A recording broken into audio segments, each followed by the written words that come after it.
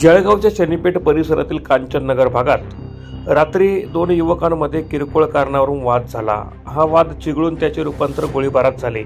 गोळीबाराच्या घटनेत आकाश उर्फ टपऱ्या युवराज बाविस्कर या तरुणाचा मृत्यू झाला, तर 3 जण जखमी झाले आहेत। जखमींवर जिल्हा शासकीय रुग्णालयात उपचार सुरू आहेत। पोलिसांनी संशयित आरोपी आकाश उर्फ डोया याला अटक केली असून परिसरात पोलिसांचा कडक बंदोबस्त तैनात केला आहे। घटनेनंतर परिसरात भीतीचे वातावरण निर्माण झाले आहे। या प्रकरणाचा अधिक तपास जळगाव पोलीस करत आहे।